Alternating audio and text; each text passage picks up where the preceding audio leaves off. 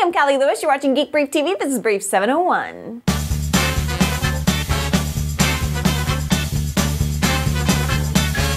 JVC has a new Averio camcorder. This one is dubbed the GZ-HM340 and it offers 16 gigabytes of internal flash memory. You can expand on that with SDHC cards. JVC has been working on advanced image stabilization technology that overcomes one of the biggest problems for home video: shaky video when the videographer is walking. The GZ-HM340 also has a mode for shooting time-lapse videos in 1 to 80-second intervals.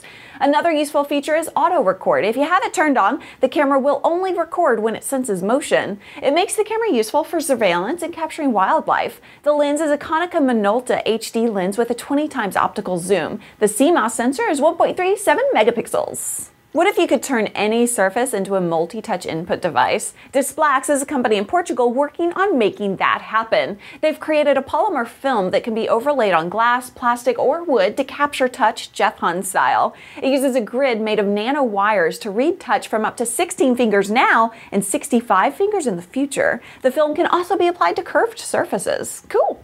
Audiophiles can sometimes be like wine connoisseurs. Wine connoisseurs taste more than I do, and audiophiles hear more than I thought I could. We got to spend the whole month of December trying a pair of Thiel SCS4 coherent source loudspeakers. They're designed with low distortion, high output metal diaphragm 6.5-inch woofers, coaxially mounted with a 1-inch high output metal dome tweeter. When Thiel said they wanted me to try them, I said, I don't know audio. I really won't know the difference. The guys at Thiel said, just let us send you a pair along with a receiver and a CD player. They also told me that they'd even set it up for me so that I would experience audio in a way I have never before.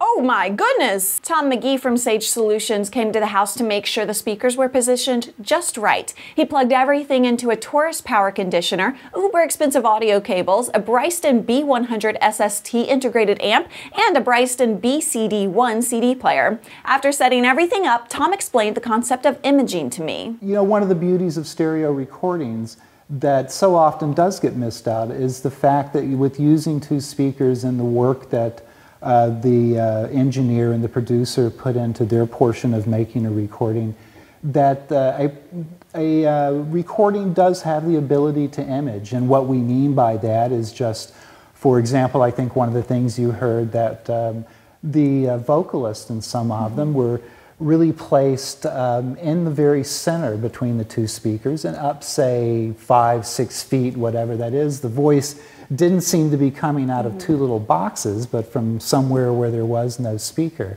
And other instruments, you know, certainly benefit from that as well. I can't really show you how the speakers sound, so I'll just have to describe it. I've heard people talk about audio that's clear and crisp, but this was the first time I ever heard audio and thought, that's clear and crisp.